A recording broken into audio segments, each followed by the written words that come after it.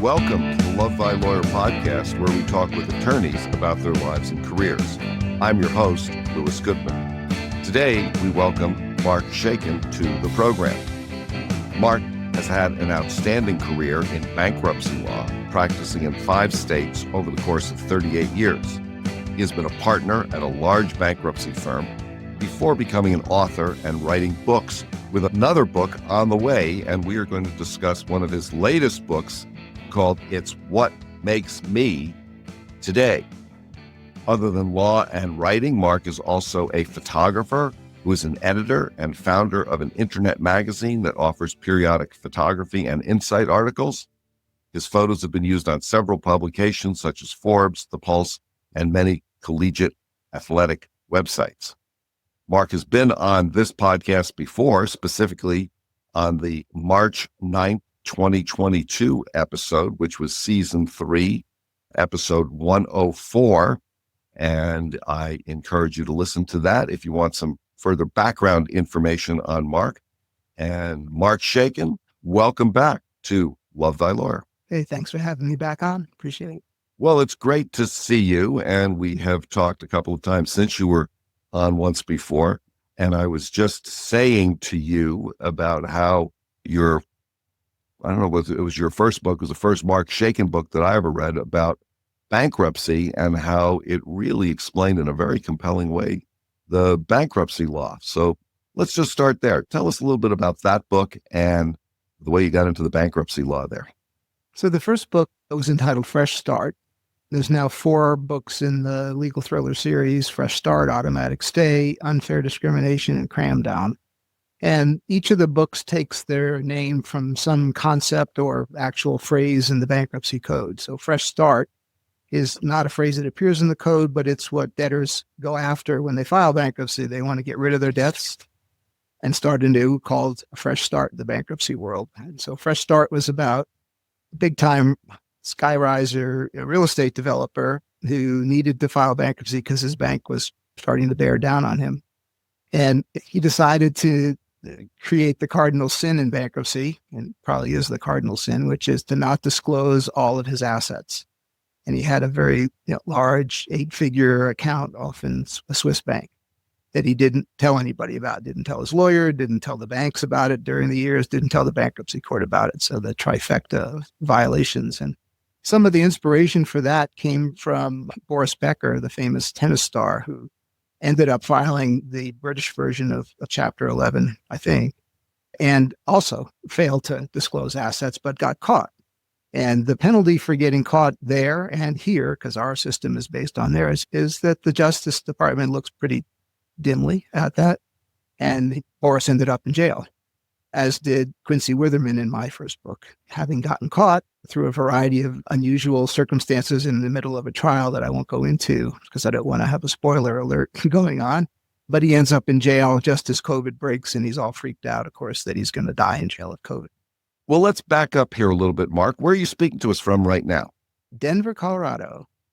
And that's where you live and work now, correct? Yeah, I love it. Yeah, we moved here in 2015. So you've been working as an author since 2015. So you left 2019, 2020. I retired, or stopped going to court is another way of putting it, for my law firm in 2019, which timing may not have been ideal because then the pandemic struck, and many of the things I thought I would be doing, I was not doing, just like everyone else in the world. You very briefly tell us where you're from originally and go through your educational background, because we talked about this in far more detail in our first episode, and I want to move through it kind of quickly now so that we can talk more about your books. Sure. I was born in Queens, New York. My folks moved a lot, and so we moved to New Hyde Park, Long Island in New York when I was 5. And then we went off to New Haven, Connecticut, and I can't even tell you how many different places in New Haven we lived. It was a lot. I graduated and then went off to Haverford College, which is just outside Philadelphia, a small Quaker school. At that time, it was all male, and its sister school was Bryn Mawr, which is where I met my wife. And graduated in 1977 from Haverford. We got married, and my wife got into veterinary school in Kansas. So off we went to Kansas. I got into law school at Washburn, which is in Topeka, Kansas. I was waiting to apply to law school to see where she got into vet school because there's way more law schools in the country than vet schools. And we were there through her graduation. I graduated first because law school's quicker. Worked for a bankruptcy judge, clerked for a bankruptcy judge for 3 years in Kansas, and then off to Houston. We went just in time for the demise of the oil industry in the early and mid 80s. And lots of bankruptcy work. And yeah, I peaked early. I mean, it was incredible the work I was working on, and it was incredible the number of zeros and the aggregate debt, kind of culminating in the Hunt Brothers bankruptcy in the early mid 80s. She then did her residency in Philadelphia. So we went back to Philly for that as she was at Penn. And then when she finished, we had one more move left. And I said that we need to pick carefully because I didn't want to keep taking bar exams. By that time I had taken 4 because I was never any place long enough to get reciprocity. And I was starting to crumble from the bar exam study. So we ended up in Kansas City, Missouri, and we're there for over 25 years, loved it, worked at a big firm. And they let me, do my bankruptcy thing there for a number of years, decades. Yeah. You worked in bankruptcy. You had a long career there. We discussed that on the first podcast. And then you left the law and started writing books. Did you write books at all while you were still practicing, or did that come afterwards? I co-authored 2 treatises when I practiced, which is, for me anyway, was super hard to do because, you still have to get up in the morning and go to court. And so I'm up at 4:30 trying to write portions of the book to give to John Wiley as we had promised in the contract, and then off to court, and then, back and collapse and then do it again. It was a very interesting experience. It was nothing like the experience that I've had with the 6 books I've written since retiring, but it did rekindle something that I had always wanted to do when I finished college, which was to take my shot and write and see if I liked it, see if other people liked it when they read it, so see how I reacted to the whole writing process. And that really did rekindle a bit of a dormant dream that I had had. When you say treatise, are you talking about like a scholarly treatise that lawyers would use for analyzing cases? Yeah, I don't know how scholarly it turned out to be in the professorial world, if you ask one of the law professors, but it ended up in most of the law school libraries, so it couldn't have been too bad. There was a book called Litigation Under the Automatic Stay in Bankruptcy. When people file bankruptcy, all collection efforts stop. That's because of this one statute, the automatic stay.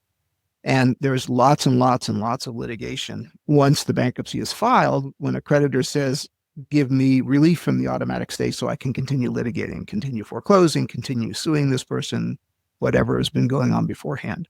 And it was a really fun book to write because there was so much litigation and disagreement amongst courts throughout the country about what to do in certain situations. So it was fun to collect all the cases. It was fun to put the book together. And then it was fun to do nothing because Aspen Publishing at that point kind of took over as the publishing company and published it, marketed it, and did all the things that I now do because I'm an independent author. I was kind of spoiled and didn't realize it at that time.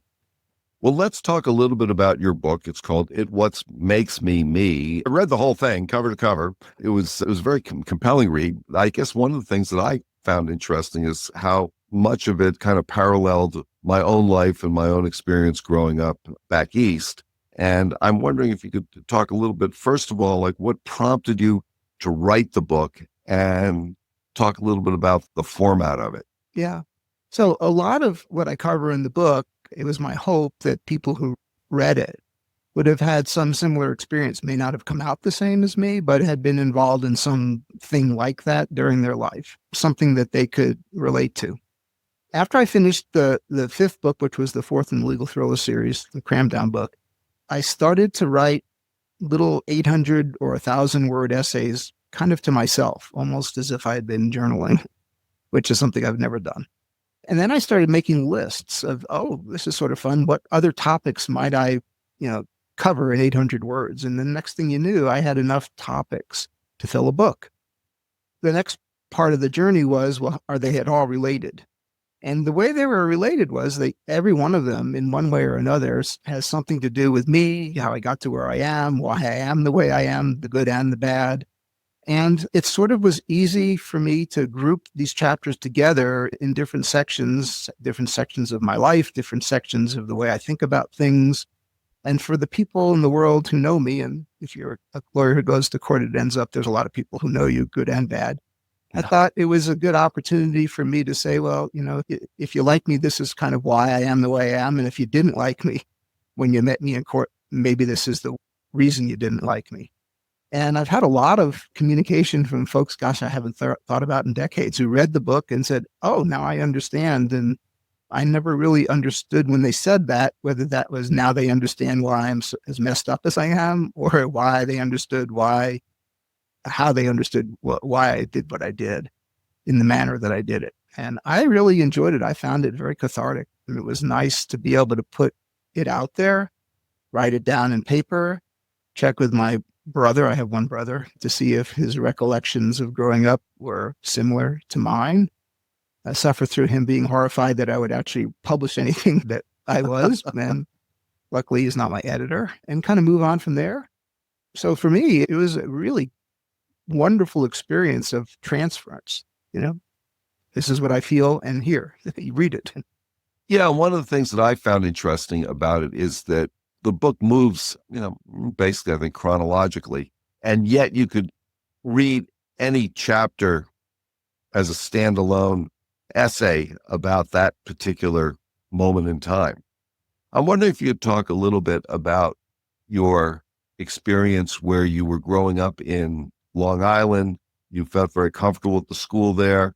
Things were going really well for you. And then all of a sudden, almost without warning, you got jerked out of Long Island and you ended up in Connecticut. And talk a little bit about that experience, because you mentioned that a few times in the book. Yeah, I even give that moment a name. I call it That Day. And I even know the day, which is December 10th, 1965. Not that I'm counting, and someday I'll probably forget that. But I was going back to the Queens experience, that was kind of a rough existence in kind of a tenement setting. And when we moved, all of a sudden, at 5 going on 6, we were no longer in a high rise with tough kids in the alleyway and in the hallways, but we were, living in suburban America, which was unfamiliar to me. And I had all of a sudden lots of friends. I didn't have any friends in Queens. And I was really living the life, of a 8, 9, and 10-year-old. And unbeknownst to me, because I was just a kid, my dad was unhappy in the job that he had commuting into Manhattan and working in the Empire State Building. And he took another job in New Haven, Connecticut at an accounting firm. He was an accountant. And, if they ever told me that this was all going on or it was about to happen, I missed the memo because all I remember is I had a birthday in November and a month later we moved. And to make that move happen, my folks sent me off to school that morning.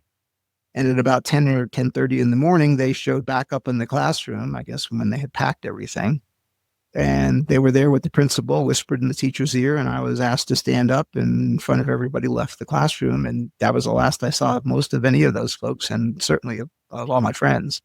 Now, remember, this was 1965. There wasn't internet. If you made a long distance call, it could cost you, a fortune. And so there really was no communication after that. And off to Connecticut, we moved. I want to just stop there for just a second, Mark, because I think there was a couple of interesting things. You were also kind of involved in some sports. Is that correct? At that point in my life, I played and loved baseball. And not that I was any good, but I just lived baseball. And I was a Mets fan. And anybody that might remember the Mets in those days, they were terrible. And it was before Tom Seaver and the rest of the Miracle Mets showed up. But, the Mets were somebody that my dad liked, my grandpa liked, and so I liked them. And that was my thing. And you played yourself. Played Little League, right? Mm-hmm. Yeah. And Pony League, right? So you had friends and you had a sport and you had school, and then all of a sudden, all of that sort of ends up getting jerked away very quickly. Yep, that was it. And it's not really discussed either, is it? It wasn't. Now, to be fair, A, my parents weren't big discussers, and B, I'm not sure in that day and age whether any parent was in the discussion mode. I don't know that for a fact because I don't have any friends that actually went through this. Yeah, right. And that's the thing that, before we started recording, I mentioned that that I really related to a lot of what you said in the book because I grew up in New Jersey around the same time. Mhm. And I think that generation of people who raised us was so unlike what so-called good parenting is these days. And they just did things like this and they didn't tell us what was going on. They just did it. And you were supposed to just kind of live with it and suck it up, whatever it was. And I guess I was struck in the book by that moment and thinking of a number of moments in my own life where things were just kind of changed and quickly and jerked away. And this is what you're doing now.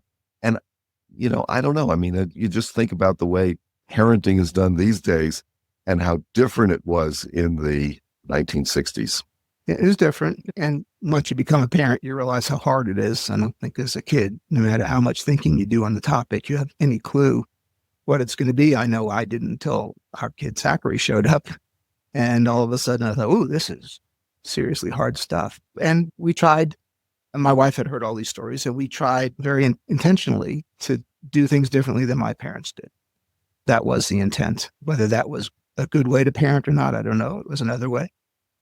But my parents were terribly unhappy once we got to New Haven. And if they were that unhappy when we lived in New York, I was just unaware. But it was so palpable when we got to Connecticut, how much they hated what they were doing, hated being outside of New York, hated each other at some point. And I like to think that they were mad all the time. And I think I've come to believe as I've gotten older that they were actually just sad all the time. And that was the way they manifested. And they moved without regard to school district, without regard to, what effect it would have on the kids. And we probably moved. I know I calculated this exactly in the book and I don't remember what I ended up with, but I know that in the 12 years of schooling before college, the number of schools I went to was high and maybe double figures. And, that affects kids because you don't really have any grounding. When you move, that's one of the reasons that Habitat for Humanity is so important to me, because I do work for them, because one of their mantras is if you want to solve, a whole litany of problems, solve the housing problem. Keep the kid in the house, keep the family together, keep them in one school and they get friends and they stay out of trouble. And I believe all of that. I kind of lived a bit of that. Do you think there were any advantages to having moved around and been in different schools and been exposed to, so many different institutions and groups of friends, acquaintances? Yeah, I've thought about that. Maybe I'm just being hard on myself and my folks and the whole situation, but I don't find a lot of good in that. I kind of gravitate toward the Habitat, belief that it isn't really good to be moving around that much when there are kids involved. Some of the stories that you talk about are from your college years. I'm wondering if you could pick one of those out and tell us a little bit about that. Yeah. So, Haverford was a very hard school to get into, and I had it in my head that I wanted to get into the hardest small school that I could. I'm not entirely for sure where I came up with that, but my dad had drawn a circle around New Haven that was approximately a 4-hour drive, and that was the limit of how far I could go, because I remember I asked if I could apply to George Washington University in Washington, D.C., and he took the map out and he goes, "That's outside the circle." No. So Haverford was right on the edge of the 4 hours. And so I guess in response to the GW answer, I picked something that was as far away from New Haven as the police would allow me to go. And so I got into Haverford somewhat miraculously. It wasn't known as a place where inner city kids went. And so there was a fairly small population of us that were inner city kids. And I guess I always lived in fear decades later that I was going to get a letter from then Dean Potter. He's passed away since, but he was the dean of student affairs at the time. And the letter would say something like, we've made a terrible mistake in admitting you. If you just send back your diploma, we'll send back the tuition you pay. Well, I didn't pay any tuition. So that was kind of a one-way deal. And it's funny because my two best friends also were inner city kids, one from Queens and one from Baltimore. And when we shared this kind of story, sort of around the fake campfire one night, they both had the same reaction. I don't know how I got in. I don't know how they let me graduate. I'm sure they're going to come back for that degree someday. I'd like to talk about some of the other books that you've written. We talked about the first bankruptcy book. Let's talk about some of the other things that you've written and what subjects you've covered. Yeah, the very first book after retiring was And Just Like That, which really just traced my path before, into, during, and out of the law. So kind of the memoir of a not famous lawyer. And I talk a little bit about AJLT in the new book because it seemed like a natural extension about what I was about to get into. The new book really doesn't focus, I don't think, hardly at all on my legal career. I left that for the first book, And Just Like That. I read that one too. Yes, I remember. And you weren't too horrified. And what was interesting about the first book was the number of people that reached out to me that I had, didn't know who they were. They were lawyers, most of them, somewhere in the last third of what you might guess would be their legal career. And they'd had enough, and they read the book and they called to commiserate. And, I made it clear at the beginning of the first book that I'm not a career pivot counselor. I don't think that it's a cookie cutter issue at all. There's not one size fits all for any career, but especially for, lawyers. And that all I could do was tell my story and sort of do an emoji shrug. That's just me. Yeah. It doesn't necessarily apply to anyone else, but it did. And it was just fascinating to me, the number of people that were setting up calls with me to talk about it. And I enjoyed the calls. I do enjoy talking to lawyers. I think, you can take the boy out of the law, but you can't take the law out of the boy. And, deep down, I still think like a lawyer. I still sometimes act like a lawyer, or try not to, but sometimes I do. And so that was very rewarding. But after I got that off my chest, I did what I had always hoped to do. And that hope went back to my junior year, maybe my senior year in college, when my dad asked me what was my plans in life. And I didn't have any. I mean, to have a plan, you have to be able to plan. And I hadn't really got to that phase of maturity. And so I kind of foolishly was honest with him and told him I would either be a photographer and follow the Mets around the country working for the New York Times, which I thought was, what a great idea that would be. And then the second idea was that I take a couple of years off and write the not so great American novel. And on that one, he freaked out. I don't even think he heard the Mets photographer idea. That second one, he just lost it, told me it was a pipe dream, sent me back to the drawing board. And that led to time off between college and law school while I pondered. And then How much time did you take off between? I took a year. Yeah. And what'd you do? Drove a forklift, not well. I drove a forklift at Lender's Bagel Bakery in the frozen bagel freezer, and really learned how to drive forward very well, but did not understand the broken English instructions of how to drive backwards, and crashed into a skid of bagels that went rolling everywhere. So end of forklift career. But what I really wanted to do was to take a shot at writing fiction. And so when I retired, I had this great idea. I'd write this memoir, get it off my chest, and then dive into the fiction world. And the first thing that I started to do was to think like a lawyer, which is, what do I know about writing fiction? Unfortunately, I didn't start thinking about that till after I went down the elevator at the law firm for the last time, having retired. And I really got all wrapped up in the overthinking of, my God, how am I going to do this? I don't know the first thing about writing fiction. But Wayne Gretzky said, you miss 100% of the shots you don't take, a quote I've always loved. And I finally went with what Wayne said, which is just cut it out, just sit down, come up with a system and write. And that led to the main character, whose nickname is 3J. And she's grown over the 4 books. I've grown also. I think I know how to do this better than I did in the first book. And I enjoy her character quite a bit. Kind of nice to have a cup of coffee with her one of these days and talk. But created this galaxy, which is what fiction, series writers do. And then you're sort of the king of the galaxy, and you do what you want within the context of the story that you're telling. Do you have a process? I mean, in the sense that, do you sit down at your desk and write, every day, 5 days a week, certain number of hours a day, whether you feel like it or not, that kind of thing? Or do you have a somewhat more organic process on it? No, I do have a process that I can thank law school and being a lawyer for decades for that. Lawyers love order and processes, and I do too. And I don't fight it. That's okay. It works for me. And, there's this famous quote that I'll paraphrase about writing, which is, get it down on paper because you can always edit it no matter how bad it is, but you can never edit a blank page. And that resonates with me. And so what I do when I'm writing, as opposed to researching and planning, but what I do when I'm writing is I write 5 to 6 days a week in the mornings for at least 2 hours. That's the deal I have with myself. I can't write less than 2 hours, and I'm allowed to write more. So if I'm on a roll, two could be 6 or 8 hours. And, if I only write 10 words in 2 hours, then I only wrote 10 words, and I try not to sweat that. Normally that more than 10 words come out because I'm pretty organized about having planned out the chapters and outlined them.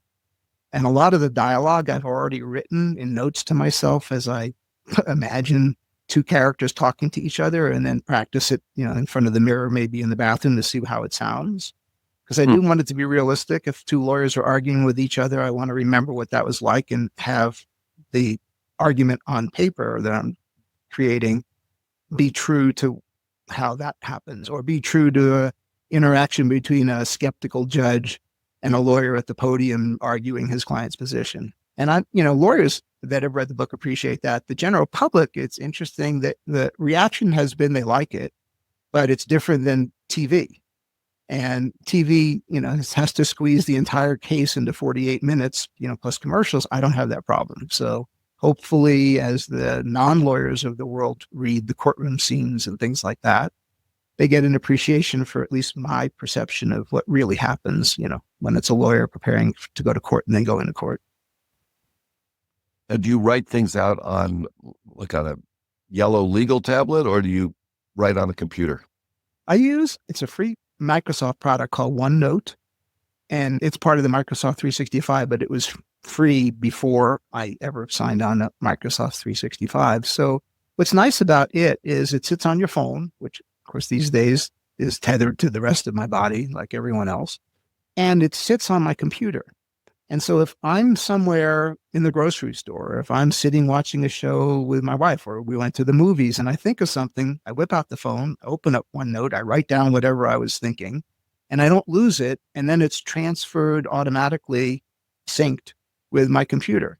And so I have just a huge number of these vignettes or thoughts. And sometimes it's a one-liner, and sometimes it's 3J and her mentor having a long philosophical discussion about what to do when you think you haven't discovered yet, when you think your client's stealing assets, but you can't prove it. What do you do? Her mentor is a senior lawyer at the firm in his late 60s, 3J's in her 40s. And so that's who brought her along. And that's who she goes for her, couch sessions when she needs a higher power to listen to her and help her think through a problem.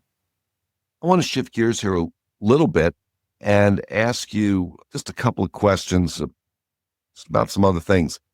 For example, you mentioned going down the elevator at the firm in the building for the last time. What did that feel like? Yeah, it was something I had thought about for a number of years. What would it feel? So, the trip starts with me giving away whatever's left in my office to whoever will take it, their mementos, hugging my secretary, who I loved, for the last time. I'm saying goodbye. It was the only time I ever hugged her, but saying goodbye to her for the last time and giving her a hug, and then going to the elevator down the 24 flights to the 16th Street Mall in Denver, where, of course, it's winter and it's snowing. And then realizing as I'm walking home, because we lived downtown at that point, that I didn't feel my feet touching the ground that much. I was just gliding like a hover vehicle. And during that 3 or 4 block walk home, I felt euphoric. And at least for me, that wasn't an emotion that I had felt ever, or certainly not often, as an attorney. Always felt good to win a trial. Did I feel euphoric about it? Not necessarily. Always nice to, have a judge say something nice about you. Did that make me feel euphoric? Not really. And the euphoria is fascinating because it takes over everything else. And so my best laid plan was I was going to wake up the next morning and start the book. But euphoria takes over and it consumes you to a point where every day was like, yeah, I could do that tomorrow. I'm feeling really good today. I don't want to bust the feeling up too badly. And I always chuckled when I give speeches about this euphoric feeling to lawyers who sometimes look at me like, what are you talking about? That I imagined I was like the 3 guys that supposedly, maybe, escaped from Alcatraz. And did they make it to the shore in San Francisco? And if they did make it to the shore they must have been euphoric. They did it. No one else had. And were they looking over their shoulder at all times for the Alcatraz police to return the U.S. Marshal Service, catch them, and bring them back? And so luckily I didn't have U.S. Marshals chasing me, but I did spend a few times chuckling about whether the law firm police were going to come get me and drag you back. So, along with the Haverford College police taking your degree back. Exactly. They give it and they can take it. And the law firm thing was funny, but eventually that wore off a couple of weeks. And I wish I had enjoyed it more during the moment than I did, because I started to worry about, was I ever going to get back down to earth and start doing the things I wanted to? But the last part of the law firm euphoria was that 6 or 8 weeks after I left the firm, a dear friend at the firm took me to lunch. We're talking, and he asked, well, now that my sabbatical was over, was I coming back? And I didn't remember signing a sabbatical agreement. And so the answer was no, I think this is a little more permanent than a sabbatical. One of the things that you said is that it's hard to write a book, but it's even harder to get people to read it.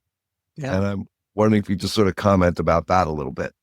The 2 books I wrote during practice, I never had that problem, because John Wiley for one book and Aspen for the other were my publishing companies, and they got people to read the book. They took ads, they promoted the book, they did all the things that I didn't have to do. I just had to write.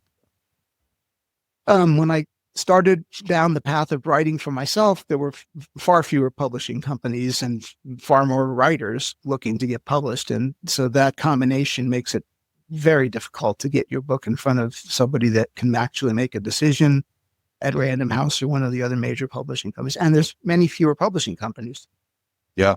So I decided I could either go out looking for a publishing company and maybe be, 80 or 90 before I know the answer to that question, or just self-publish, which Amazon had perfected and made so easy.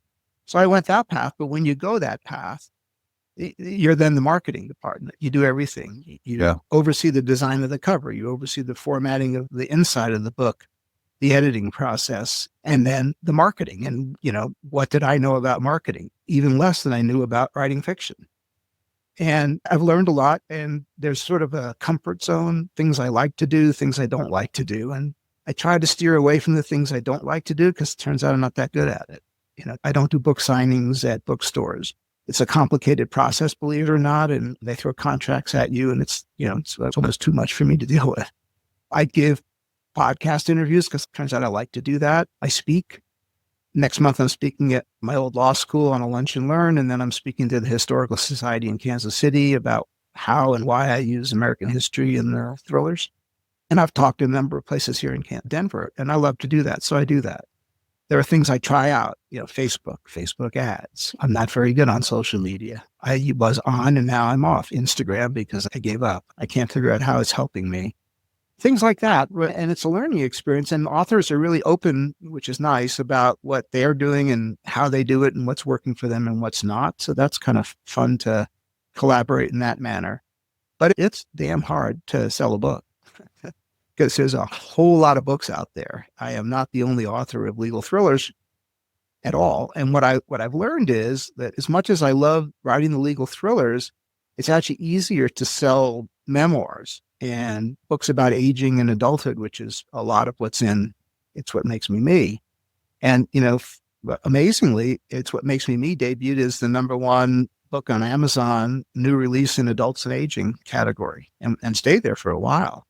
And people, will search for books about, aging. And my book pops up on the Amazon search and, they give it a shot. So it's actually easier to be in a writing genre that isn't as populated as legal thrillers.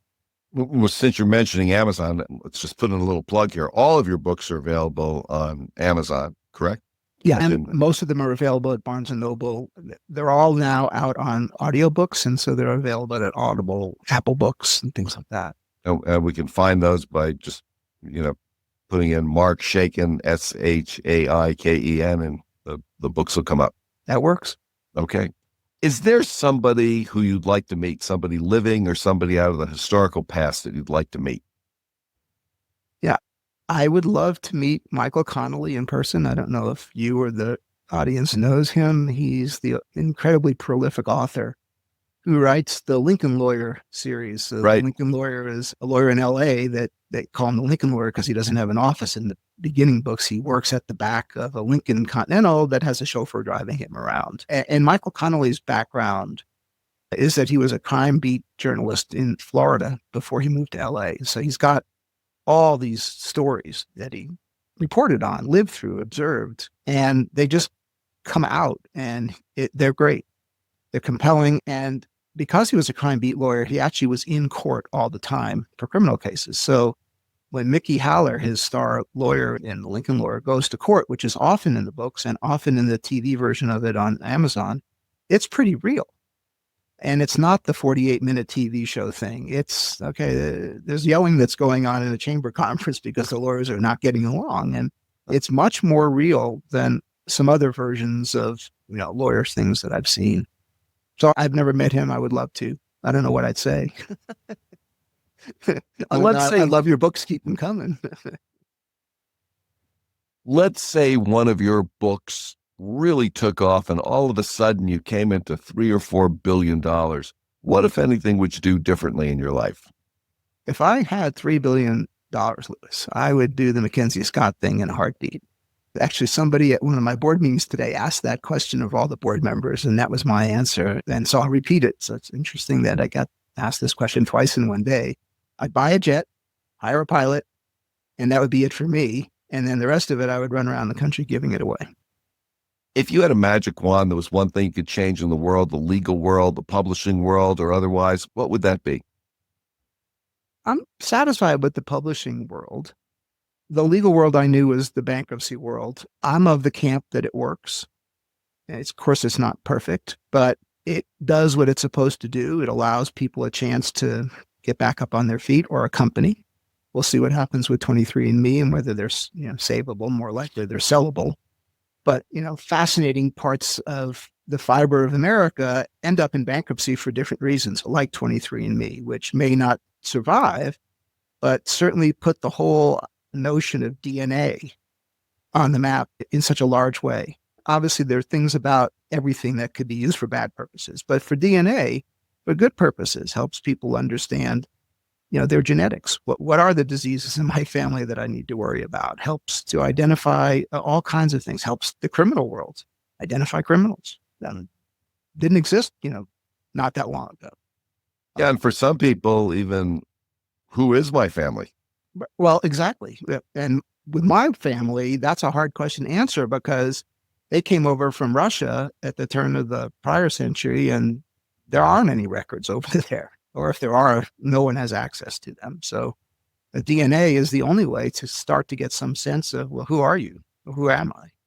Let's say you had a Super Bowl ad. Someone gave you 60 seconds on the Super Bowl so you could talk to a really large audience. What message would you like to put out there to that nationwide group of people? Yeah, number one, I don't know that I'm smart enough or worldly enough to come up with a message that would resonate, that I could, with some amount of hubris, I suppose, convey to everybody. But as a message from somebody that's not smart enough and doesn't have a ton of hubris, I would rebroadcast the old Coca-Cola ad. I'd like to teach the world to sing, and then see the reaction. Because the reaction back then, when it first came out, was, oh my God, this is amazing. What a great ad. What a wonderful thought. I'm going to go out and be a better person tomorrow. And I worry that today, the response will be, the puke response. Mark, how do we get in touch with you? If someone wants to contact you about your book or anything else, what's the best way to get in touch with Mark Shaiken? Yeah, I have a website. It's markshaikenauthor.com. And there's a way on that website to get in touch with me.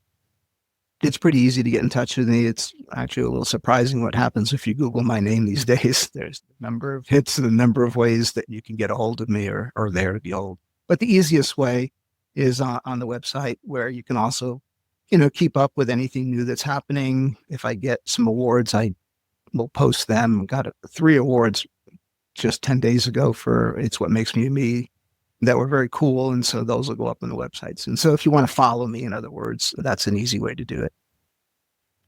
And we can, once again, get all of your books on Amazon, and they're available in all the different formats, correct? Amazon, all formats, Barnes & Noble, most of the libraries will have an electronic copy of it, of the books. So it's pretty available. Mark, is there anything that you wanted to talk about that we haven't discussed, anything at all that you wanted to mention before we wrap up? No, I think a very far-reaching discussion, which is one reason I am so glad that you were able to have me back on the show. I enjoy the dialogue on this particular podcast. It's in depth and it's a great show. Well, Mark, thank you. And Mark Shaiken, thank you so much for joining me today on the Love Thy Lawyer podcast. It's been a pleasure to talk to you again. You too. Thank you. That's it for today's episode of Love Thy Lawyer. If you enjoyed listening, please share it with a friend and follow the podcast. If you have comments or suggestions, send me an email. Take a look at our website at lovethylawyer.com, where you can find all of our episodes, transcripts, photographs, and information. Thanks to my guests, and to Joel Katz for music, Brian Matheson for technical support, Paul Roberts for social media, and Tracy Harvey. I'm Louis Goodman.